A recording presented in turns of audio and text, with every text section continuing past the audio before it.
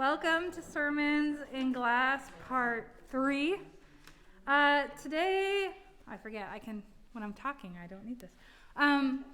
Today we are moving into the next phase of this series, which is we've had 2 weeks of introducing both our specific windows and then the broader stained glass tradition. And now, until the last week of Epiphany, we're going to be moving to individual windows or 1 or 2 windows of reflection. So this is a little strange, and the people I've asked to come and speak are doing, I think, a really cool, but a little unorthodox task in that I asked them very vaguely in their own areas of expertise to invite you to reflect on the images in the windows. So this is an exercise in theological imagination is what we're doing over the next 4 weeks. So our first speaker today is Josh Ritter, who is an ordained Baptist pastor, minister, I don't know what Baptists say, assistant director for spirituality and public life over at Bobo and Baylor, and most importantly is one of our vestry members. So please introduce Josh with a warm welcome.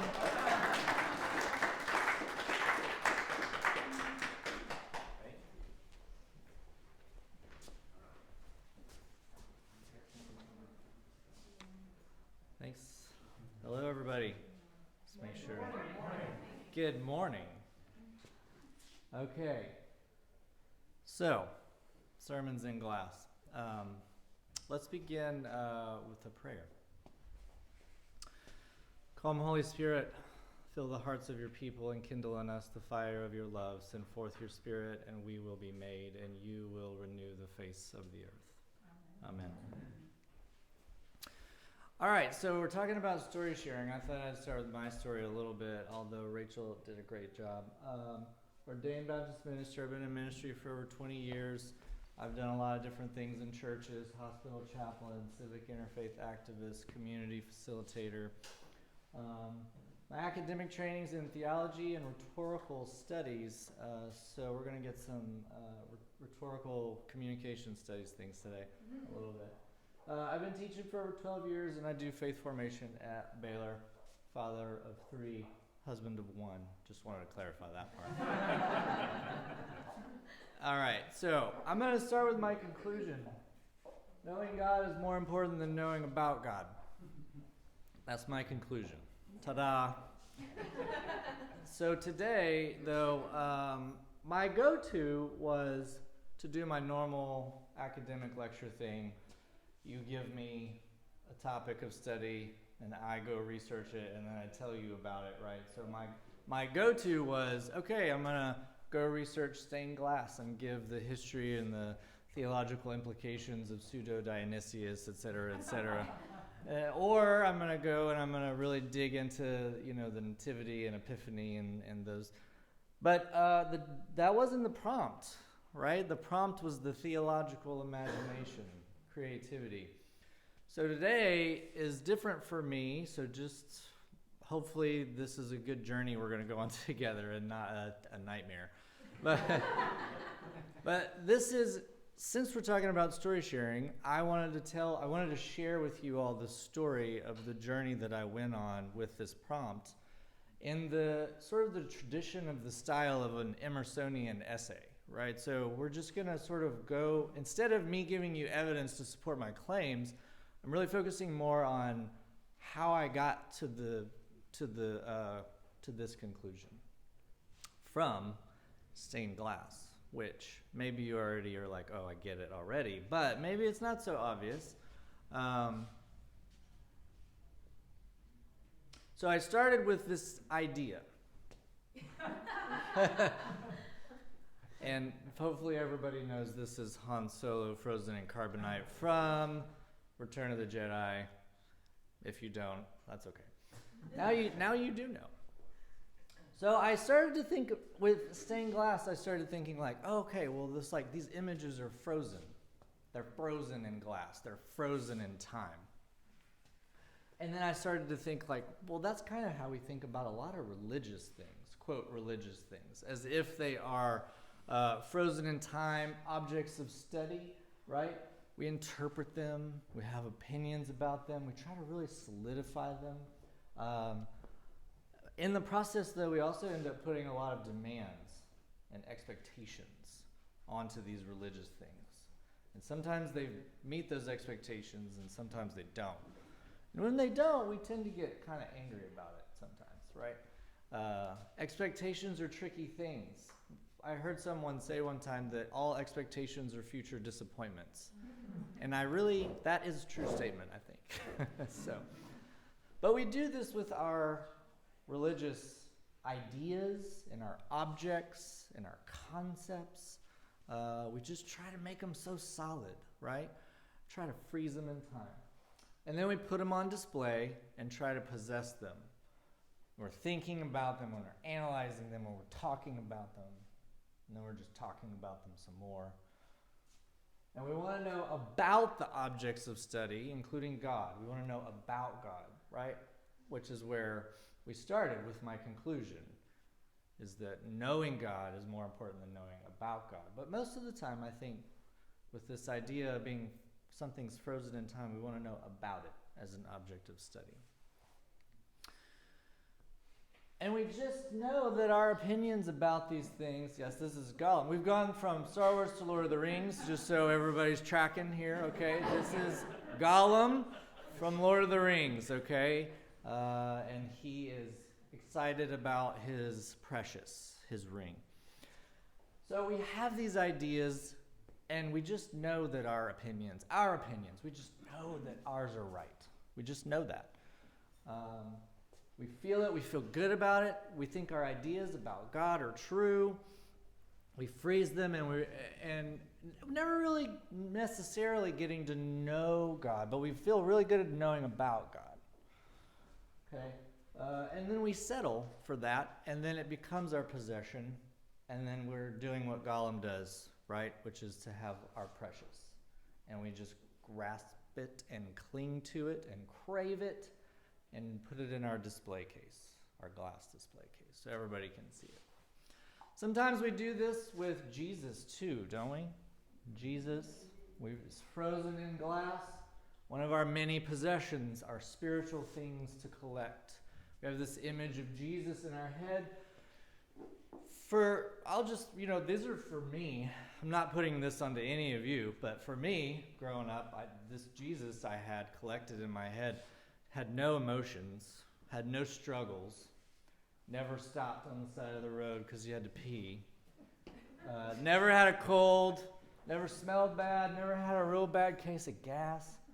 None of these things, right? And he always seems to look like us, whatever we happen to look like. We can see in the stained glass image, Jesus is very white here. We just freeze that image in time and space.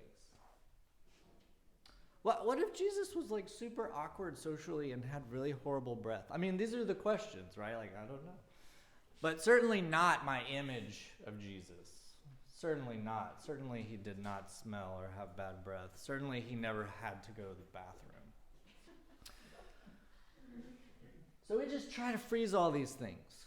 We just try to protect them.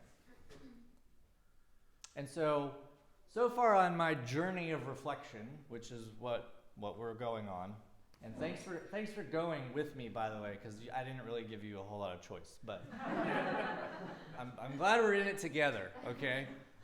So I'm reflecting on the medium itself. The medium is stained glass, and this is where it's taken me so far. We just like to freeze things and display them. But these things are not frozen in time. God is not frozen in time. Jesus is not frozen in time. My interpretations of myself and other people are not frozen in time. Though we certainly love to do that, don't we? We have this image of our self, our ego self, the big I, and we just freeze that in time as well. I am this way. I am Josh. I am these things. And then we just hold them as tightly as we can so they never change. Because change and impermanence is it's terrifying, right? So that's why I think we like to do this freezing thing. But then I started to realize as I was doing this Emersonian journey that stained glass is not really, the medium of stained glass is not actually communicating that we're freezing things for all time. because stained glass is not a message of permanence, but a message of movement. It has bubbles, it has striations, it has movement, it has color, it has energy, it has warmth. These are the things it's communicating, and none of those really, to me, communicate frozen in time, never change. Because even when we think about things like perspective and how I'm viewing the glass, my perspective in relationship to the glass and when the light is coming in, none of this indicates to me permanence, but constant change. But we usually still tend to equate stained glass with the illusion of holiness, frozen holiness, high holy places, right? We think of churches as high holy places where stained glass lives. That's where it belongs, right? So I would suggest, though, that with all its imperfections, stained glass is not the illusion of holiness, but reveals to us the ordinary and the everyday, and the you and the me who are the temples of God. We are the ones that are the high holy places of imperfection. And we bear witness to the stories of our lives. And that reveals the holy within us. And we can get out of the way. We can give up and get out of the way. I think that's what stained glass, the medium, is suggesting to us in my theological imagination. The medium itself. We just have to get out of the way. We have to give up whatever it is that we're trying to hold on to. Whatever thing we've frozen in time. Whatever opinion we have that we're trying to make as solid as we possibly can and never let go of. That's the very thing that is preventing the stained glass or our lives from performing its function. So we have a lot of actual movement with stained glass that it reminds us. Color and energy, perspective, the movement of light, warmth. And the reality with stained glass is that when we try to stop it from performing its function, when we shut the light off, when we close down, then the stained glass can't do the very thing that it was made to do. The only thing that it was made to do, which is to communicate a story. So on this journey of my theological reflection, I said, aha, and that is what we are intended to do as well. That's what human beings are here for, is to share our stories with each other. God is within and through all things, and God is within the space between us and our relationships with other people, and as we share our stories, we can bear witness to those things. So then I thought, well, what is it about stories? What do we know about stories? Stories of you and stories of me and stories of we. We all bear witness to the sacred ground of our stories, and I thought story sharing is the movement of God's Spirit. Among us and within us and through us. When I hear a story, I bear witness to a life. With all of its movement and color and light and energy and warmth, I bear witness to a life. And when I share my story, I do the same thing. With courage and bravery, and I bear my soul, and I bear my heart, and I bear witness to a life lived. That is what part of story sharing is. Bearing witness to life with a capital L, and also to the lives that we come into contact with. In community, in our jobs, in our family, with our friends. It's always about these stories, right? But how do we, or better yet, we are unable to share our stories meaningfully when we don't let the light in. But we come to know God this way, right? Back to my conclusion that knowing God is more important than knowing about God. How do we get to know God? Well, our sacred stories are a way. We come to know God through our neighbors, through our relationships, through ourselves. That's how we come to know God. Our stories, though, and they're gritty and they're hard, and we all have them because life is gritty and it's hard. So our stories are born out of our shared experience with these things here, that some are great and some are super hard, but they're also great because they're super hard.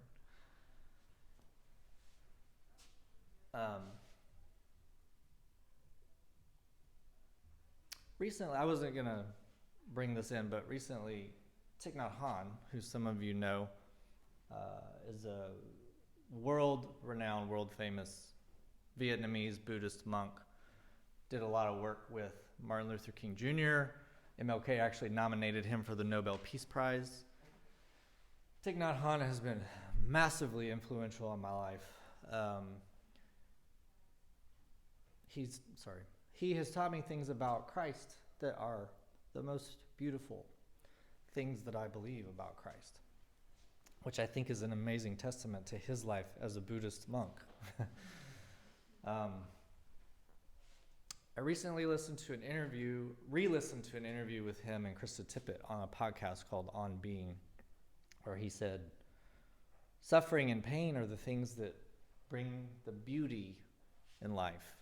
He said, he goes, I don't want to be where there's not suffering and pain, because suffering and pain are the things that reveal to us what's beautiful about life and what's amazing about being a human being, what's amazing about each moment being a miracle.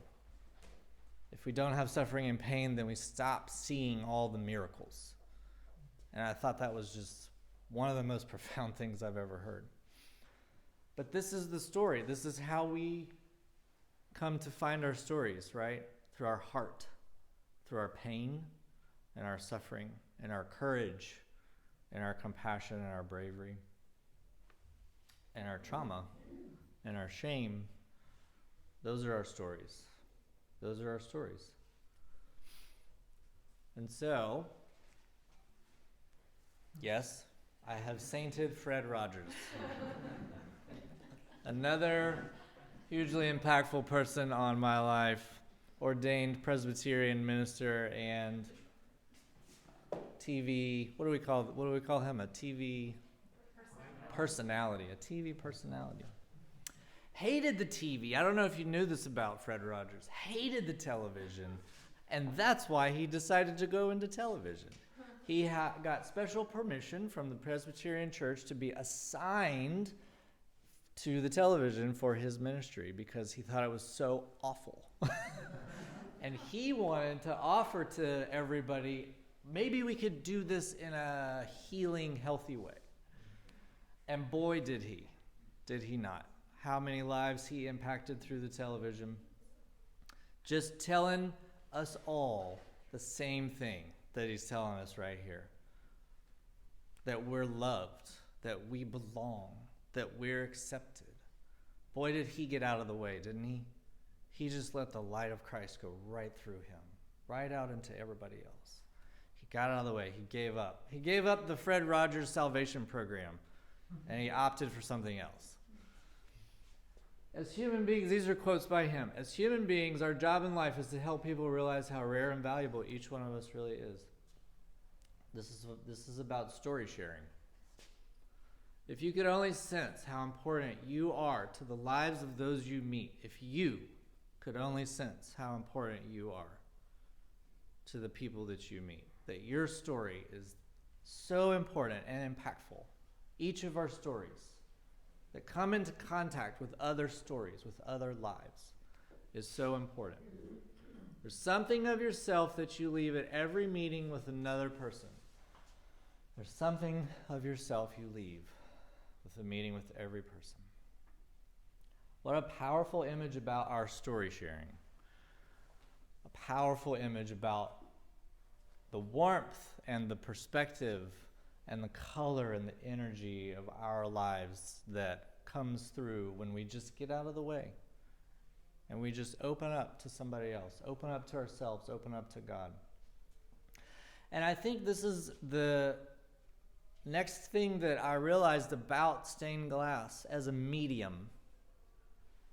So the message of the medium is that there's no separation between the light and the glass, which was kind of a profound thing for me to finally realize, right? Like, maybe it's kind of obvious. Maybe it's kind of a duh, right? Of course, there's no separation between the light and the glass. But I think we do actually tend to think there's this light source and there's this glass, right? But at the very moment that the light and the glass meet, there is not a separation between the two, right? Which I think is true of us as well. The light infuses and illumines the glass when it just is what it is. And the purpose is to let the light in and pass through it so it can communicate the story that it was intended to communicate. Our stories also, I think, are refractions and reflections of God. God moves within and through us. And if we're brave and we're compassionate and we're transparent the way that the stained glass is transparent, then our lives and our stories can be true and deep and meaningful and transformative for the folks around us in the world. So, I found this picture that I thought was actually really interesting, but kind of goes along with what we're talking about. It's stained glass with the question mark, God's will, right? It's kind of a strange picture, but God's will, I think one of the things that God's will is for us to learn to let the light in and for it to pass right through us and to know, to experience that there's no separation between God and us. There's no separation between the light and the glass. There's no separation between God and us. And so sharing our stories lets the light in. Our stories are sacred expressions of who we are, our inmost self. Our stories are the hymns of our lives. I wish I could take credit for that. I'm pretty sure it's Desmond Tutu. Our stories remind us we belong to each other. We belong to each other. I am because you are, and you are because I am. We are interconnected and interdependent on each other. So we belong to each other. But I think we forget that a lot, don't we? We forget who we belong to and where we belong and how we belong. And a lot of times we think we don't belong. But the message of Christianity is that we always belong. We always have belonged. There was never a time when we didn't belong. We've always been accepted. And there's no separation between the light and the glass. So what happens when we get out of the way? Everything is full of light. We just get out of the way. And we let the light in and go right through us. Now, you've been on this journey with me about the medium of the glass. Not the history of the glass, but the theological imagination of the medium of the glass. And before we started with Sunday school, my daughter was in here. She's 12, and she decided she wanted to write on the whiteboard. So she looks at me and she was like, "So, Dad, what's the point? What's the point that you want to get across here?" And I said, "Well, I guess the point is that I want everybody to know you should let your light in and you should share your stories." And she was like, "Okay, good." And then she wrote it down. And then she follow-up question. All right, so what do you want everybody to see? What do you want them to see?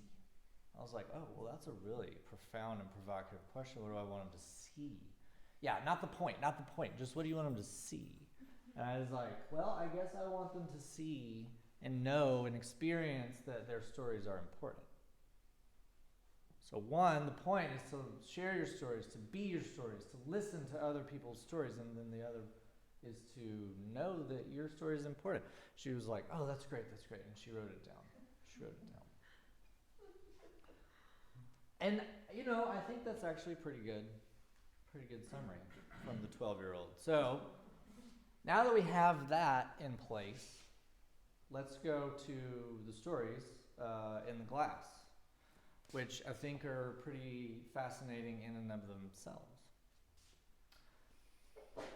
Because when we reflect on these stories, Christianity happens. So we start with the Nativity. That's what we're doing today. Nativity and Epiphany. So I don't think I told you that before. That would be important to know. Otherwise, this doesn't make any sense. You're like, what? It starts with a Jewish girl? Okay, so Nativity and Epiphany. Christianity begins when this Jewish girl, this young Jewish girl, wise beyond her years, decides to give up and get out of the way. Just get out of the way. Lets the light shine through her transparent life, and her story is born. And her story is our story. We're all afraid. We're all afraid that, and none of us truly believes God accepts us for exactly who we are. Which is kind of sad. I mean, we say it, right? God accepts us for exactly who we are. God is love. God loves us. We're created in the image of the God who loves us. There's nothing that we could ever do that would make God love us more or less. That's an amazing message. It's a shame that none of us actually believes it. It really is. It's one of those things, it's one of those objects that we've tried to freeze in time, and we put it in our display case, and we're like, oh, this is such an amazing quote. I just want to share this with everybody. Right? I'm going to give it my likes and my hearts, and I'm going to share it on social media. This is such a good quote, such a good quote. But then we just never believe it. Never rings true for us. There's nothing we could ever do that would separate us from the light, that could ever make God love us more or less. But we sure live our lives the opposite, don't we? We're just, even in today's sermon, we're just comparing. We're trying to prove, God, look how great I am, right? For Baptists, it's like, look how many people I saved, right? I just count up all the people, right? God's going to love me a lot now. I'm going to fill up a stadium, just like Billy Graham. We're all afraid, and none of us actually believes the message of Christianity. The story, surrender, get out of the way. Just give up. Let it all fall apart. My Josh Ritter salvation programs are not working. They've never worked my whole life. I keep doing them anyway, which is, wow, kind of dumb on my part. All I have to really do is just let it all go. We let the light pass through us so that only Christ remains. Isn't this the story of Mary? Isn't this our story, the story of Mary? Only Christ remained. She let the light pass through her. So we bear witness to and with Mary's story. Mary is open and receptive to the movement of God's Spirit that's nurtured patiently within her womb. And the embodied story that she births is Christ into the world. Literally, not figuratively. Certainly Mary's the first Christian, I would say. And surely we're called to be like Mary. To allow God's Spirit to be nurtured patiently within the womb of our hearts, our spiritual womb, so that then we might birth Christ into the world just as she did. And so we also have the Christmas story in the Nativity sequence. Mary's story, Joseph's story. Don't even get me started on Joseph's story. Let's just go right to this Christmas story, right? Jesus, Joseph, and Mary turn no one away. None of them do, including the animals in Luke's story. Right? I mean, we don't actually know what happened with Jesus. There is some extra canonical evidence, right? Some stories about Jesus talking to the animals when he was so young. But I don't think any of them said, like, and then Jesus told them all to get out. All these interruptions that are happening while Mary is trying to, like, nurse Jesus, and there's probably some afterbirth everywhere, and she just is like, I'm tired, right? I'm so tired and exhausted. But even the strangers that just keep showing up, they say, it's not really an interruption. Come on in. Come and see. Come and see for yourself that the light of the world is born on this night. Come and see. Interestingly, that is the refrain that we hear a lot from Jesus. I bet he learned it from his parents. Definitely from Mary. Come and see. Come and see for yourself. Don't take my word for it. Come and see. And that's our shared Christian narrative. It's our Christmas story. Everyone belongs. Everyone is accepted. We're just bearing witness to that over and over and over again. That's what the images in the stained glass also tell us, right? These stories are energy and warmth and color and movement. And so they can be in our lives as well when we let the light in, when we get out of the way.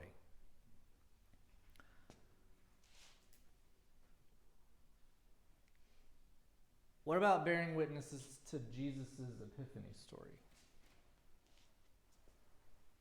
Well, it seems to be a variation on the theme of what we've already discussed, because Jesus does what he learned from his mom. He's open and receptive, and he's transparent.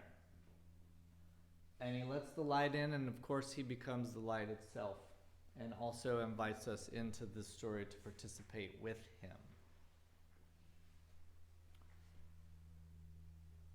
There's no separation between us and the light. Now, I focused here on the baptism, but certainly the story of the Magi is also one of letting the light in. Especially in the sense that they knew that the light was important. They already knew that, right? They were already awake to that. Most of us, a lot of times, are not even awake to that idea. Oh, there's a light that is important. There's a light we should be looking for. We should be searching for it. Most of the time we're all on I hate to say it, like autopilot a little bit, right? We're in these sort of auto-hypnotic trances where we just sort of go through our day and we're just like, oh, good, we made it to the end of the day. Whew. We made it to the bed. You did it. Sometimes that's what my wife and I say to each other at night. We finally make it to the bed and we're like, we congratulate each other. We did it. We survived. It's mainly the three kids we're talking about. But sometimes that also I think I'm so sad that's our words to each other at the end of the day. Congratulations, you made it through another day. Instead of the words of Thich Nhat Hanh, which is everything is a miracle, and how wonderful it is that everything is a miracle when we just wake up and notice that it's a miracle. And Jesus also. That's what Jesus says to us as well. Maybe we should just wake up and notice that there's a lot more miracles happening around you than you realize. So the Magi, I think, are on the right track already. They know, there's a light. We should find it. Sort of they go to, they're asking in some of the right places and some of the wrong places. King Herod is one of the wrong places. But they're after the light and then they find it. And they know that there's no separation between the light and the glass. That's what they learn. That's their discovery. And so all of these stories, these Christmas, these Nativity and Epiphany stories are our stories. Our stories is learning that there's no separation between the light and the glass, and that our stories are the places where we find the deepest meaning about God, about ourselves, about life with a capital L, and the lives that are around us that we bear witness to.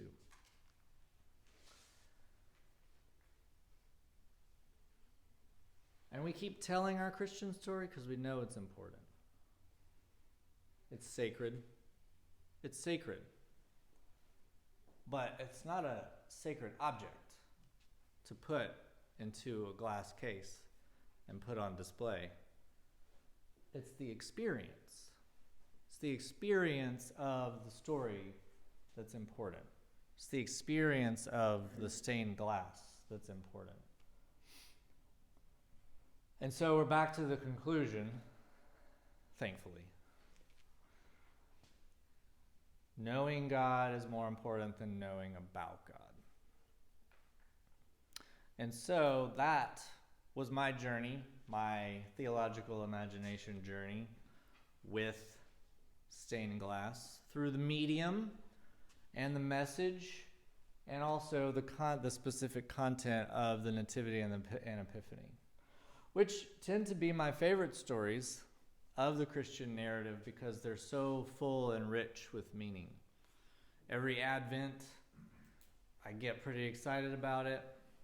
My 12-year-old Finley gets pretty excited about it. And every Advent, I just keep wondering, who is waiting for whom? Am I waiting for Jesus, or is Jesus waiting for me? Is God waiting for me to wake up finally to surrender, and finally to let the light in and shine through me so that only Christ remains? And I think it's probably the latter. I think I'm not the one doing the waiting. It's God waiting for me. If anything at all, I'm just patiently nurturing Christ within my spiritual womb so that hopefully someday Christ will be birthed in and through me. So thank you for listening, and thank you for going on that journey with me.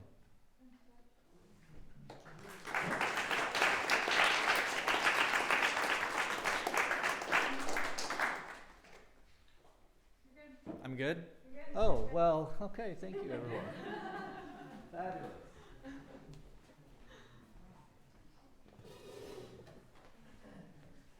Y'all can hang out if you want. I am going to pull up the